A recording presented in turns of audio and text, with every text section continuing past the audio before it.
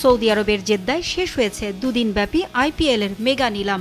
জমকালো আয়োজনে ঋষভ পন্থ, বৈভব সূর্যবংশীরা যেমন ইতিহাস গড়েছেন, তেমনি আলো ঝলমলে রাতে হৃদয় ভেঙেছে অনেক হাই প্রোফাইল ক্রিকেটারের। 10টি ফ্র্যাঞ্চাইজি 639 কোটি 15 লাখ রুপি খরচ করে 182 জন ক্রিকেটারকে দলে ভিড়িয়েছে। এর মধ্যে বিদেশি 62 জন। অবিকৃত থেকে গেছেন 395 জন ক্রিকেটার। এর মধ্যে এমন অনেকেই আছেন যাদের নাম দেখে চোখ কপালে উঠে যেতে পারে ক্রিকেট প্রেমীদের।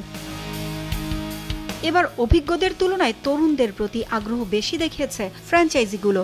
দল না পাওয়া ক্রিকেটারদের মধ্যে সবচেয়ে বড় চমক ডেভিড ওয়ার্নার। আইপিএলে 6565 রান করেছেন। শিরোপা উপহার দেওয়ার অভিজ্ঞতাও আছে, কিন্তু তারপরেও ভিত্তিমূল্য 2 কোটি রুপিতে অস্ট্রেলিয়ান তারকাকে দলে ভেড়ায়নি কোনো ফ্র্যাঞ্চাইজি। দুদিনের নিলামে ফ্র্যাঞ্চাইজিগুলোর অনাগ্রহে অনিশ্চয়তা দেখা দিয়েছে ওয়ার্নারের আইপিএল ক্যারিয়ার নিয়ে। ব্যাটসম্যানদের তালিকায় আরও যারা ফ্র্যাঞ্চাইজিগুলোর আগ্রহের তালিকা থেকে বাদ পড়েছেন, তাদের মধ্যে উল্লেখযোগ্য নাম Yash Dhull, Kane Williamson, Mayank Agarwal, Prithvi Shaw, Sarfaraz Khan, Finn Allen, Ben Duckett, Brandon King, Pathum Nissanka ও স্টিভ স্মিথের মতো তারকারা।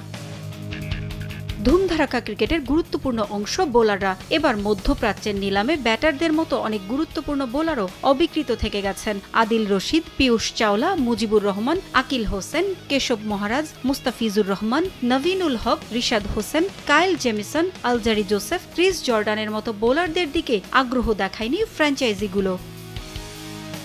টি-20 ক্রিকেটের মেরুদণ্ড বিবেচনা করা হয়ে থাকে অলরাউন্ডারদের, তবে সেই তালিকা থেকে বাদ পড়েছেন এমন কজন ক্রিকেটার যাদের নাম দেখে অবাক হয়েছেন সমর্থকরাও। শার্দুল ঠাকুর, ড্যারেল মিচেল, সিকান্দার রাজা, কাইল মায়ার্স, রোস্টন চেজ, গাস আটকিনসনের মতো ক্রিকেটাররা।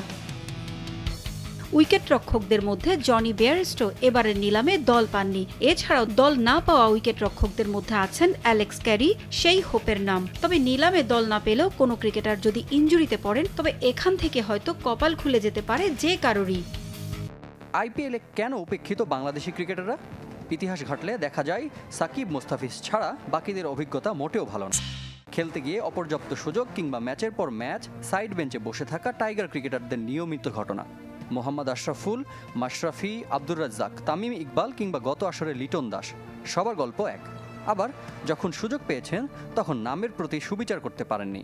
কলকাতার হয়ে এক ম্যাচে শেষ ওভারে 26 রান দিয়ে মাশরাফির ডোবানো কিংবা আশরাফুলের 10 বলে 2 রান করা তারই উদাহরণ।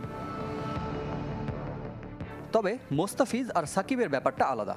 গেল আসরে 9 ম্যাচে 14 উইকেট নিয়েছেন মোস্তাফিজ। মহেন্দ্র সিং ধোনির সাথে বোঝাপড়াটাও প্রকাশ পেয়েছে প্রায় প্রতি ম্যাচে। অন্যদিকে সর্বোচ্চ 9 আসরে অংশ নেওয়া সাকিব নিঃসন্দেহে কলকাতা নাইট রাইডার্স ও আইপিএলের বড় বিজ্ঞাপন। তবুও এই দুই ক্রিকেটারের দল না পাওয়ায় হতাশ বাংলাদেশিরা। তাদের চোখে ক্রিকেটীয় চেয়ে রাজনৈতিক কারণটাই বড়।